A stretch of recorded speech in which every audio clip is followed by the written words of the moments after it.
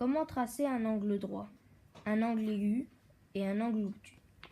Matériel nécessaire: équerre Aristo, crayon bien taillé. Avant de vous rappeler la procédure pour tracer un angle, nous allons faire un bref rappel théorique. Un angle droit a une amplitude de 90 degrés. Un angle obtus a une amplitude supérieure à 90 degrés. Un angle aigu a une amplitude inférieure à 90 degrés. Traçons dès à présent un angle droit.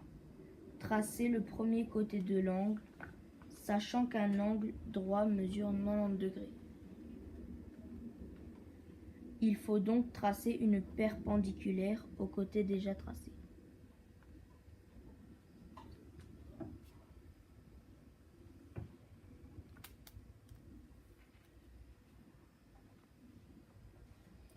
Tracez le second côté en vous arrêtant au sommet de l'angle.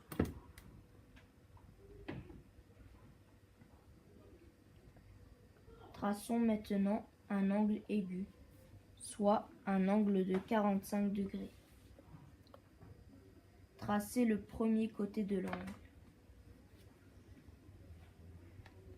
Placez le point 0 de l'équerre sur l'extrémité gauche ou l'extrémité droite du côté.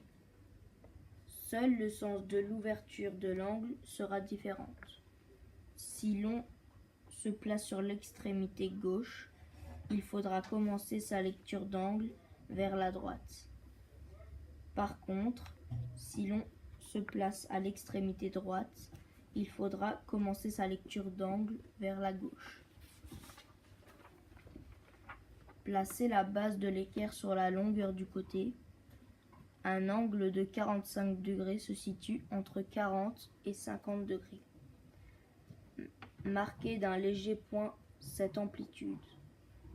Reliez ce point au sommet de l'angle.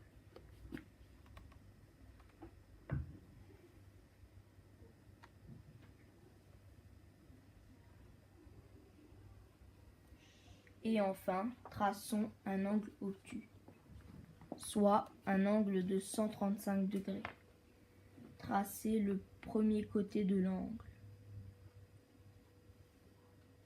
Placez le point 0 de l'équerre sur l'extrémité gauche ou sur l'extrémité droite du côté, comme pour l'angle précédent. Placez la base de l'équerre sur la longueur du côté. Un angle de 135 degrés se situe entre 130 et 140 degrés. Il dépasse l'angle droit, 90 degrés. Marquez d'un léger point cette amplitude. Reliez ce point au sommet de l'angle.